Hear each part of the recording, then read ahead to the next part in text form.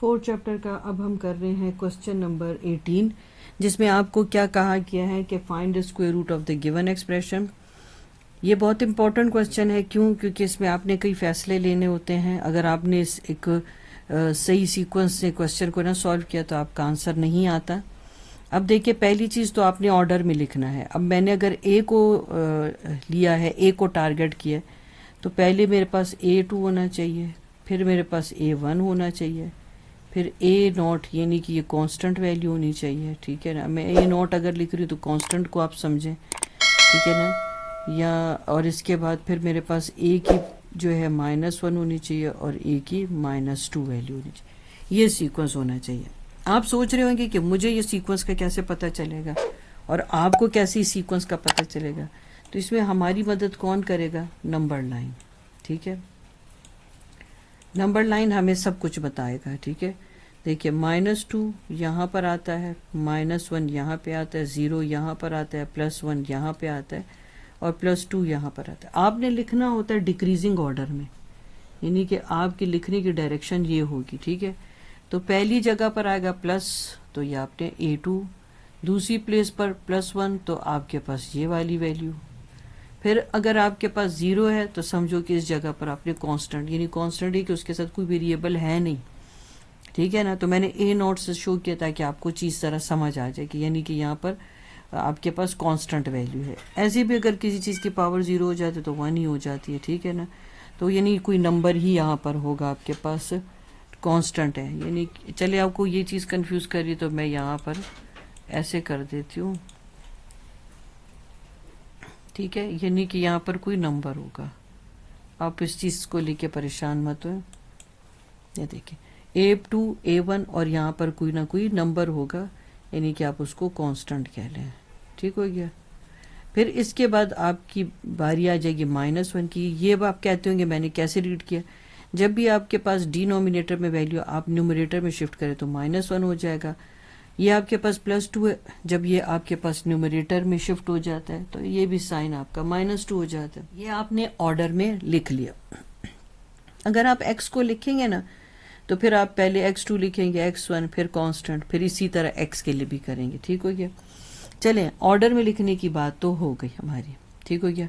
अब हमारा जो दूसरा काम है वो हमने अब इसके लिए किस किस तरीके से हमने किससे मल्टीप्लाई करना है और किस सीक्वेंस में हमने जाना है, अब हम वो देखते हैं। ठीक है, अब यहाँ पर आप दो ऐसी वैल्यूज़ मुझे बताएं जो खुद के साथ मल्टीप्लाई हों तो मुझे 9a² / x² दे दे। तो वो आपके पास 3a/x है। ठीक है, तो आप क्या आ जाएगा? 3 टाइम 9a², क्योंकि मल्टीप्लिकेशन में पावर ऐड होती हैं।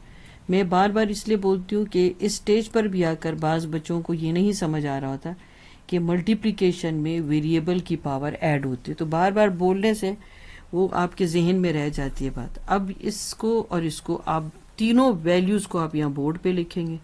3a/x, 3a/x और यहाँ पर 9a²/x²। तीनों वैल्यू आ गई बोर्ड पर। ठीक है, अब यहाँ पर आपने प्लस और प्लस साइन लगाया, यहाँ माइनस हो गया। सेम वैल्यू ऑपोजिट साइन, आपको पता है कि वो कैंसिल हो जाती हैं और यही तो हम चाहते हैं कि ये कैंसिल हो जाए। ये देखिए कैंसिल हो गई। अब यही 3a/x और 3a/x को जहाँ पर आप मल्टीप्लाई कर रहे थे, अब बारी है उसको ऐड करने की। यानी जिस वैल्यू को आपने एक मरतबा मल्टीप्लाई किया होता है उसको अब आपने ऐड करना। मगर मसला ये कि जब इस तरह के आपके पास फ्रैक्शन में या अलजेब्रिक फ्रैक्शंस आपके पास आ जाते, उसका एलसीएम लेने का तरीका ये होता है, डिनोमिनेटर में वैल्यू सेम है, x आ गया, और न्यूमरेटर में आपके पास 3a + 3a हो गया, 6a/x आ गया। ठीक है, अब यही 3a और 3a को अब ऐड करने की बारी है। मैं यहाँ से आपको शो भी कर दूँ कि अब मैंने इसको यहाँ पर ऐड किया और इसको ऐड करने के बाद मैंने यहाँ पर लिख दिया। ठीक है, खैर ये येलो लाइन जो मैंने आपके लिए ड्रॉ की, ये तो आपको समझाने के लिए मैंने ड्रॉ किया ना, मगर पेपर में आपने ऐसे नहीं करना। यही दो को जिसको आप मल्टीप्लाई कर रहे थे, अब यहाँ पर आपने ऐड करके लिख दिया। वो किस तरह से ऐड किया मैंने आपको तरीका बता दिया, 6a/x। अब यहाँ पर ये वैल्यू तो नीचे आ जाएगी, ठीक है।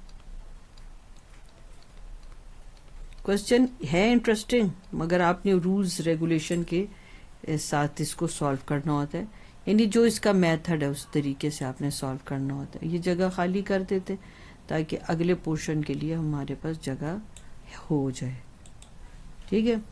अब देखिए, अब ये 6a है ना आपके पास, 6a/x। अब इससे देखिए, इन क्वेश्चन में सबसे अच्छी बात है, आपने जो पहली वैल्यू है ना, पूरा अब आपके पास इतने बहुत टर्म्स हैं, ये पूरा इतना बड़ा एक्सप्रेशन है, तो उसमें आपने फर्स्ट जो वैल्यू उसको कैंसिल करने के बारे में सोच रहे हैं, तो जो बाकी है वो खुद ब खुद सेट होते जाते हैं, ठीक है। अब हमने किसको कैंसिल करना है, -6a/5x को। तो अब इसके साथ 6a के साथ कुछ तो ऐसा मल्टीप्लाई करें कि -6a हो जाए, तो हमारे पास -1 है, ठीक है। ये देखिए -6a हो गया, एक काम तो हमारा हो गया। अब इस x को आप किस नंबर से मल्टीप्लाई करें कि 5 आ जाए, 5x आ जाए, तो आपके पास 5 है ना, तो 5x हो गया। तो मल्टीप्लाई करने वाला नंबर क्या था, -1/5, ठीक है। अब इस -1/5 को आप यहाँ लिखेंगे, ठीक है। अब इन दोनों बेसिकली जो आप वैल्यू ढूंढ रहे होते हैं, तो वो आप यहाँ तो लिखते ही लिखते हैं, मगर उसको इन दोनों के साथ आपने मल्टीप्लाई करना होता है, पता है ना आपको।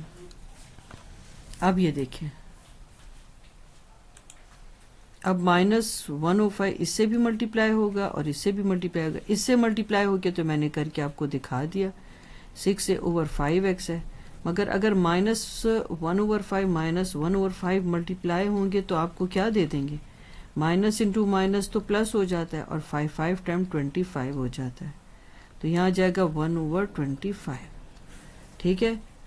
तो अब ये -1/5 यहाँ भी लिखा, -1/5 यहाँ पे भी लिखा। ये देखिए, ये तीनों जो आपके पास आपने वैल्यूज है ना, वो आपने सब यहाँ लिखनी होती है। ठहरे मैं अभी आपको लिख के दूं। अब यहाँ पर आपके पास -6a/5x, और यहाँ पर आपके पास आ जाता है +1/25, ठीक है। अब ये देखिए, इसको आप ये वाला पोर्शन जो है, ये प्लस और ये माइनस, ये कटिंग हो गया। अब हमारे पास बारी आ गई है, ये 6a अब यूं ही लिखा जाएगा, ठीक है, 6a/x। अब इसको आपने डिस्टर्ब नहीं करना। अब ये जो -1/5 है, अब आपने इसको ऐड करना है। ठहरे, हम स्पेस बना बना के काम कर रहे हैं। अब देखें, यही जो -1/5 है, मैं आपको इस तरह से बता दूं कि ये देखिए, ये -1/5 और ये -1/5, अब इन्होंने होना है ऐड। अब इनके ऐड होने की बारी है, ठीक है। तो -1/5 और -1/5 अब अगर ऐड होंगे तो वो कैसे होंगे, आपको पता है किस तरह के फ्रैक्शंस को ऐड करने का तरीका वाहिद एक ही है, बहुत ही अच्छे तरीके से ये क्वेश्चन जा रहा है, ठीक है। अब ये देखिए, अब हम इसे हटाते हैं, हमारे पास अब लास्ट स्टेप रह गया इसका। अब ये जो 101/25 है और ये -1/25 है, इसको भी तो सिंप्लीफाई करना है, तो वही एलसीएम के थ्रू करेंगे। तो आपके पास क्या आ जाएगा, 100/25। अब 25 के टेबल में तो 100 आता है 4 टाइम्स, तो हम यहाँ पर लिख देंगे 4, और ये -4x/15a ऐसे आ जाएगा, प्लस 4x²/9a² आ गया। अब हमने क्या करना है, 6a/x के साथ ऐसी कौन सी वैल्यू मल्टीप्लाई करूं कि मेरे पास 4 आ जाए। देखिए, जब लास्ट स्टेप आपको आए ना, तो आपको देखिए, इतने क्वेश्चन करने के बाद थोड़े बहुत की पॉइंट्स आपको समझ जाने चाहिए। अब जबकि मैं ये लास्ट स्टेप में आ गई हूँ, तो आपको मुश्किल लग रहा है, ढूंढूं कैसे। खैर, मेथड तो मैं आपको यहाँ बता ही दूंगी कि आप वो मिसिंग वैल्यू कैसे ढूंढें कि 6a/x के साथ ऐसा क्या नंबर मल्टीप्लाई करें कि 4 आ जाए। मगर मैं आपको यहाँ से भी बता दूं कि अब ये उसने कहा है ना कि ये परफेक्ट स्क्वायर है, ठीक है। तो अगर है तो इसका मतलब है कि ये पूरे का पूरा ऐसे भी इस पर डिवाइड हो ही जाएगा। तो इसका मतलब है कि ये जो लास्ट वैल्यू है ना आपका, वो जो लास्ट फ्रैक्शन है जिससे आपने मल्टीप्लाई करना होता है, वो आपके पास ये इस लास्ट जो आपके पास वैल्यू है, ये लास्ट टर्म जो होता है इसमें छुपा होता है आंसर। ये देखें 4 का स्क्वायर फैक्टर क्या है 2, 4 एक्स स्क्वायर का स्क्वायर फैक्टर 2x है, 9a स्क्वायर का स्क्वायर फैक्टर क्या है 3a। ठीक है, अब आप इधर नोटिस करना, अच्छा यहाँ से भी यही वैल्यू अब आपको मिलेगी। ठीक है, अब मैंने आपको तरीका बताना है ना, क्योंकि बाज़ दफ़ा ऐसे क्वेश्चंस आ जाते हैं कि वो आपसे कोई वेरिएबल की वैल्यू ढूंढ रहे होते हैं। ठीक है, तो फिर बाज़ दफ़ा आपको ये होता है कि मैं इसी मेथड ही के थ्रू निकालूं तो बेहतर है। तो अब देखें, अब आपने क्या, मैंने आपको क्या कहा 6a ओवर x के साथ ऐसा क्या मल्टीप्लाई करूं कि मेरे पास ये 4 आ जाए। तो मैंने यहाँ a लिखा और सब कुछ यहाँ पर आपके पास स्क्रीन पे लिखा। 6 से यहाँ a से मल्टीप्लाई हो रहा है तो ये आज के डिवाइड हो जाएगा, और x डिवाइड हो रहा है तो ये मल्टीप्लाई हो जाएगा। अब ज़रा जल्दी से आप इसकी कैलकुलेशन करें और फिर मुझे बताएं कि क्या वाकई 2x ओवर 3a आता है। ये देखिए 2 टाइम 4, 2 3 टाइम 6, तो आपके पास क्या आ गया 2x ओवर 3a आ गया कि नहीं आ गया। मैंने दोनों तरीकों से आपको वो वैल्यू ढूंढ के बताई। अब वो जो है यहाँ पर आप लिखेंगे 2x ओवर 3a। ठीक हो गया। अब हम रफ वर्क ज़रा हटाएं ताकि मज़ीद सोल्यूशन के लिए हमारे पास स्पेस हो जाए। मैंने आपको ये तरीके 2 बताए हैं कि आप कैसे ढूंढ सकते हैं। अब आपके पास ये वैल्यू तो आ गई है।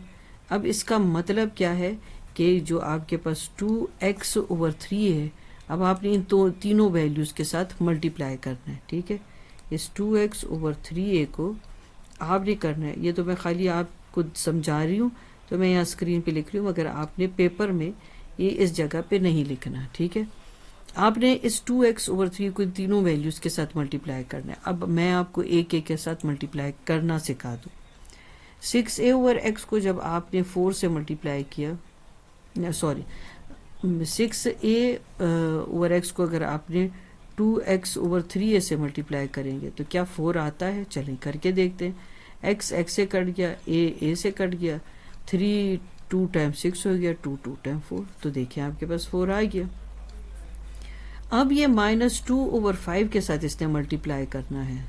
ठीक हो गया, 3a को कटने वाली तो कोई चीज़ भी नहीं है। अब देखिए plus into minus minus, 2 2 time 4x और 5 3 टाइम 15a, तो देखो आपके पास ये भी आ गया 4x ओवर 15a।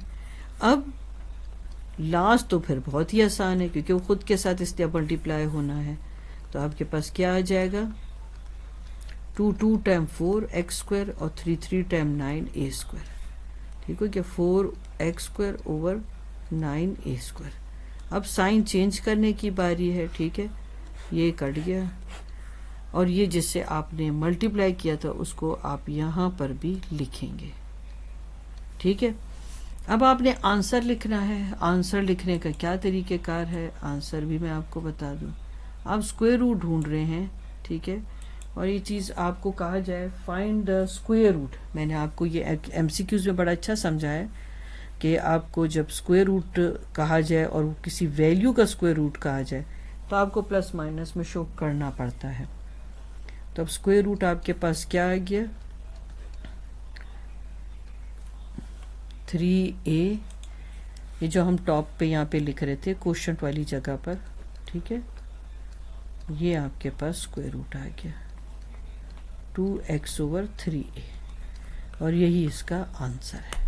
ठीक हो गया, यहाँ पर ये क्वेश्चन तो आपका कंप्लीट हो गया। नंबर 19 अब हम कर रहे हैं। इस क्वेश्चन में आपने क्या करना है, आपने इस एक्सप्रेशन को सिंप्लीफाई फॉर्म में लाना है। अब तकरीबन फार्मूलाज आप कर चुके हैं। ज़्यादातर मैंने आपको कहा मिड टर्म ब्रेक पर ज़्यादा क्वेश्चंस आते हैं। अब ये देखिए, ये सारे आपके पास quadratic equation x2 plus x minus 2, x2 minus x minus 20, x2 plus 5x plus 4, x2 plus 3x plus 2, x2 minus 2x plus 5, ये सारे जो है आपके पास क्वाड्रेटिक इक्वेशन है। ठीक है, ये जो है ये तो बहुत सिंपल फॉर्म में है, ये भी सिंपल फॉर्म में। अब आपको पता है क्वाड्रेटिक इक्वेशन का एक ही हमारे पास रास्ता रह जाता है, हमने मिड टर्म ब्रेक करना होता है। अब देखिए मेरे पास यहाँ इतनी स्पेस नहीं है, मगर अब आप ये इतना कर चुके कि मेरे ख्याल में आपको भी मुश्किल नहीं लगता होगा। देखो 1 को 2 से मल्टीप्लाई करो, मल्टीप्लिकेशन से 2 आया प्लस माइनस से 1 आया, ऐसे कौन से फैक्टर हो सकते हैं? तो वो 2 और 1, ये देखिए ज़्यादातर वैल्यूज़ आपको इधर क्वेश्चन में ही दी हुई होती हैं। 2 + 2x - 1x, ठीक है। मल्टीप्लिकेशन से -2 आ रहा है और प्लस और माइनस अगर आप करो तो 2 में से 1 गया तो 1 आता है।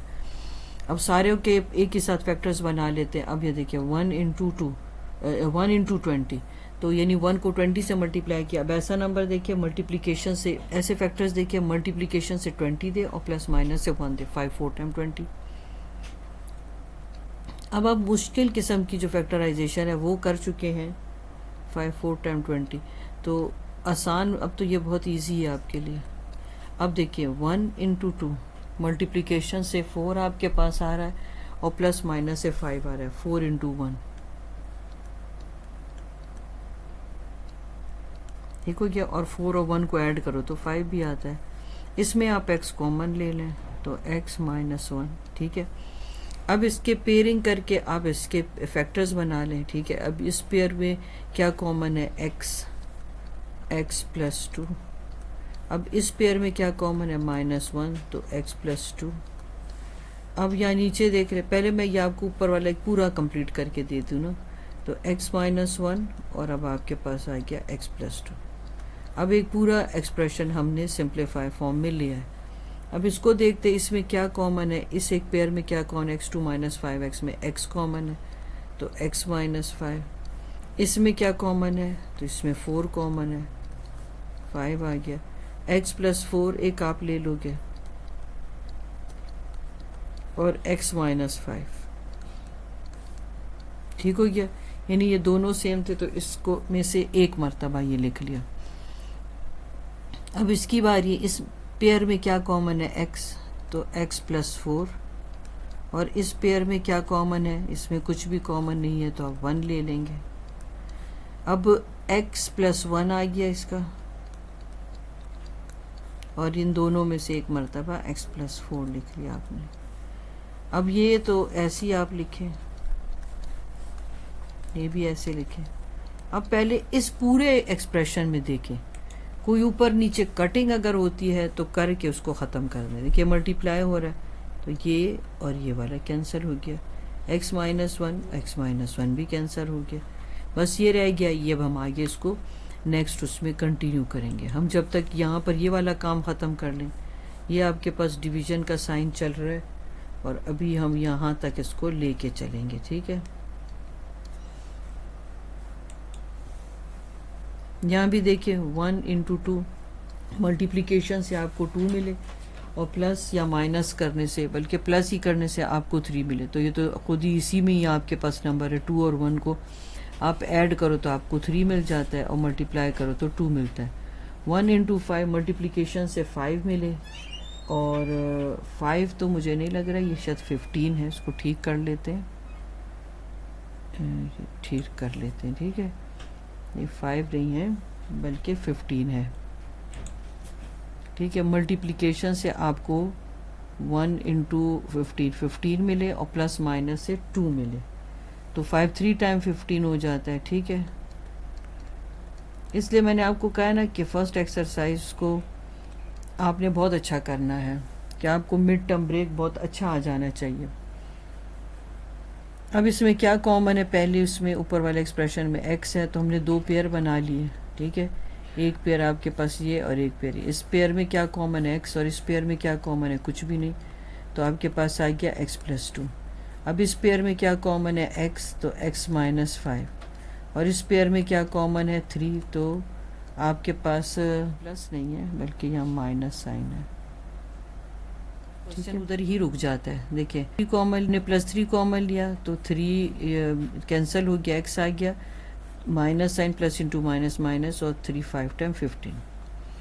अब आपके पास जो ऊपर है x + 1 आ जाएगा और यहाँ पर x + 2 में से एक मरतबा आप ये लिख लोगे, x + 3 आ गया आपके पास, और इन दोनों में से आप एक मरतबा ये लिख लेंगे। ये मल्टीप्लिकेशन का साइन आप ऐसे ही लेके चलें, ये आ गया x + 3। अब इस x2 के भी फैक्टर्स आप बना लें, ठीक है ना। ये देखें और ये x प्लस 3 ऐसे ही आएगा। अब अगले स्टेप में हम क्या करेंगे, बल्कि अगर आप देखिए तो बीच में मल्टीप्लिकेशन का साइन है, यहाँ पर भी अगर कोई कटिंग पॉसिबल है तो करके उसको ख़त्म कर दें, आगे लेकर ही मत जाएं। ये देखिए ये आपके पास हो गया, और कुछ कटिंग होती है और कोई कटिंग नहीं होती, ठीक है। अब हम जो वैल्यू बच गई है उसको अब हम अगले स्टेप में जो है कंटिन्यू करते क्वेश्चन को। कटने के बाद आपके पास रह गया था यहाँ पर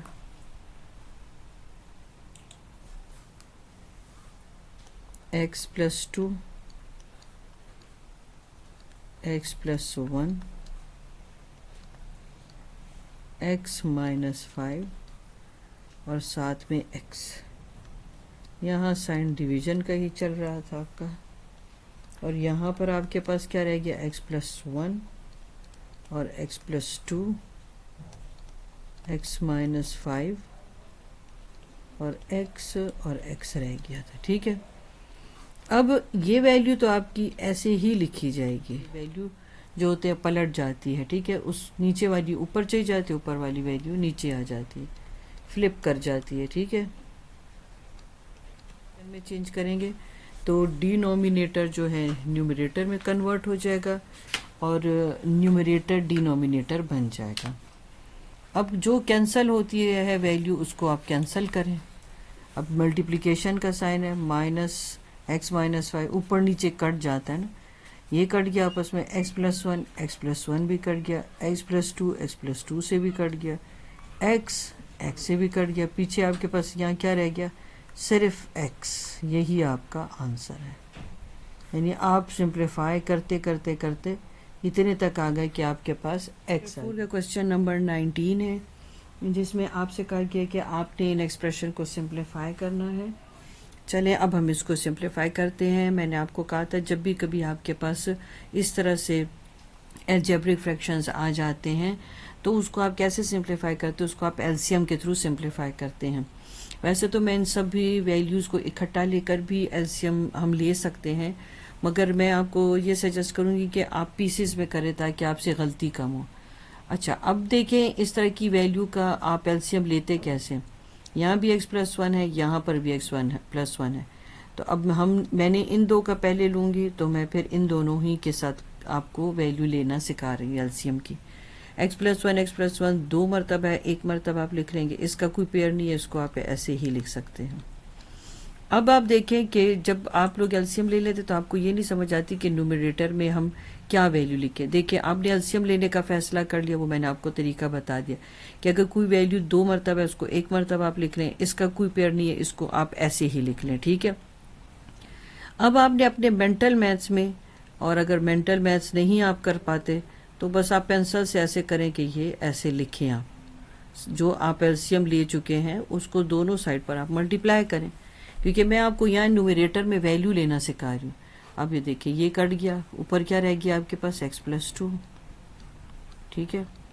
अब यहाँ पर ये दोनों ही कैंसिल हो गए तो आपके पास ऊपर क्या आ गया 1, ठीक है। ये तो मैंने आपको एक मेथड के थ्रू बताया, मैं आपको ये कहूँगी कि आप रफ वर्क में करें तो ज़्यादा बेहतर है, ठीक है। मगर मेरे पास यहाँ स्पेस नहीं, इसलिए मैंने यहाँ डायरेक्ट स्क्रीन पर आपको करके बता दिया, ठीक है।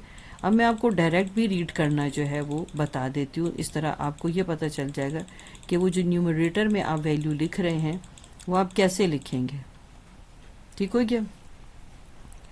ये देखें, अब एलसीएम आपने ले लिया, उसका फैसला कर लिया, x प्लस 1 से कैंसिल हो गया, तो पीछे आपके पास क्या रह गया x प्लस 2, और मैंने अभी आपको मेथड के थ्रू भी, वो रफ वर्क के थ्रू भी बता दिया। अभी दोनों वैल्यू सेम थी, ये कट गया तो पीछे रह गया 1, ठीक है। इसको हम दूर तक अभी काफ़ी देर तक ऐसी ही चलाते हैं, साथ ही लिखते रहेंगे, ठीक है। इसको हम अभी साथ ही लिखते रहेंगे। तो इसको मैं एक पूरा एक बोर्ड क्लियर कर दूं आपके लिए कि अभी हमने इसको नहीं टच करना है जब तक वो पोर्शन आपका पूरा सिंप्लीफाई फॉर्म में नहीं आ जाता। अब देखें ये ब्रैकेट्स आप खोल लें, ऊपर वाली खुल गई, 2 में से 1 माइनस किया, आपके पास 1 आ गया, ठीक है। अब ये क्वेश्चन इस स्टेज तक आ गया है कि ये सिंप्लीफाई हो चुका है। ये देखें इसमें से ये कट गया और आपके पास यहाँ पर क्या बच गया, 1/x+2। अब इन दोनों को जब आपने देखा है कि ये पूरा पोर्शन अब सिंप्लीफाई हो चुका है इन दोनों का एलसीएम लेने से, तो अब आप क्या करोगे, अब ये जो वैल्यू है आप इसका एलसीएम लेंगे। ठीक है, नेक्स्ट हम उसमें देख लेते हैं। हम यहाँ तक आ गए थे 1/x+2 प्लस 1/x+1 x+2 और x+3। अब आपने करना क्या है, अब इन दोनों का एलसीएम लेना है आपने। एलसीएम लेने का तरीका मैं आपको बता दूं, अगर इन दोनों तरफ में आपके पास एक वैल्यू सेम है तो उस पेयर में से आपने एक ही मर्तबा वो फैक्टर लिखना होगा। बाकियों के कोई पेयर नहीं है, आप उन्हें ऐसे ही लिख दें। ठीक हो गया।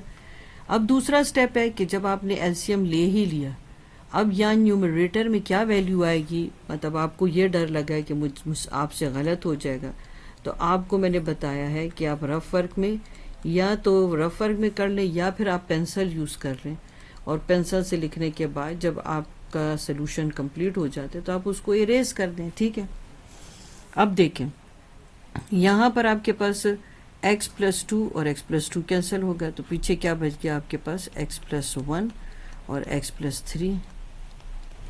यहाँ पर आप देखिए तीनों वैल्यू जो हैं ये कट चुकी है। ठीक है, ऊपर क्या रह गया, 1। ठीक हो गया, यानी कि ये आसान तरीका है कि आपको यहाँ पर न्यूमरेटर में लिखना क्या है उसका फैसला आपने कर लिया। ठीक है, तो जब आप ये लिख चुके तो फिर आप पैसे करें इरेजर से इसको हटा सकते हैं। ठीक हो गया ना, तो ये होगा कि आपका नीट वर्क में ही आपका काम हो जाएगा। ठीक हो गया, ये मैं दोबारा लिख देती हूँ। और अगर डायरेक्ट रीड करना है तो देखें x+2 कट गया, पीछे ये दोनों वैल्यूज रह गई, तो इसको अपने न्यूमरेटर में लिख दिया। अब यहाँ पर तो तीनों ही कट गई तो पीछे 1 रह गया। अब जब आपके पास दो एक्सप्रेशन या दो फैक्टर्स ऐसे साइड बाय साइड पड़े हुए और मल्टीप्लाई हो रहे हों, तो उनको सिंप्लीफाई करने का एक ही रास्ता होता है, स्प्लिट अप और रिपीट। आप पहली वैल्यू को स्प्लिट अप कर लें, दूसरी वैल्यू को रिपीट कर लें। ठीक है, नीचे आप ये ऐसे ही लिखेंगे। ये क्वेश्चन ऐसी देखने में ही बड़े बड़े लगते हैं, अदरवाइज इनके सोल्यूशन मुश्किल नहीं होते। ठीक हो गया, नीचे वैल्यू आप ये से ही लिखें। अब लाइट टर्म्स आप सॉल्व करते हुए जाएं।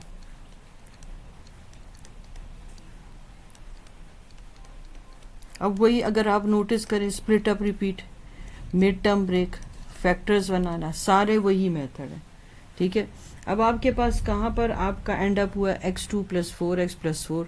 अब ये फिर एक क्वाड्रेटिक इक्वेशन है, 1 को 4 से मल्टीप्लाई किया आपने। ठीक है, अब आपको ऐसे फैक्टर्स ढूंढने हैं कि मल्टीप्लिकेशन से 4 दे या प्लस करने से आपको दे दे फिर 4। तो ये देखिए 2 + 2 भी 4 है, और 2 को 2 से मल्टीप्लाई करें तो तब भी 4 ही आता है। अब हम भी अभी भी इसमें गुंजाइश है, हम इसको और भी कर सकते हैं आगे। ठीक है ना, तो चलें कर लेते हैं। तो x2 + 2x + 2x हो गया +4, और आपके पास x+1 x+2 था, और तीसरा क्या था, x+3। ऊपर आप पेयरिंग कर लें, पहले पेयर में क्या कॉमन है, x+2, दूसरे पेयर में क्या कॉमन है, x+2 कॉमन है, तो ब्रैकेट में x+2 आ जाएगा। डिनोमिनेटर में आपके पास यही वैल्यू चल रही है। ऊपर आपके पास क्या गया, x+2, एक पेयर ये और ये कंबाइन करके, और इन दोनों में से आपके पास x+2 हो गया। अब नोटिस करें, अगर कोई चीज़ कैंसिल होती तो कैंसिल कर दें, जो बच जाएगा वो आपका आंसर होगा। ये दोनों कैंसिल हो रहे हैं, तो पीछे आपके पास बच क्या गया, x+2 और आपके पास x+1 और x+3, और यही सिंप्लीफाई फॉर्म में आ गया, और यही आपका आंसर है।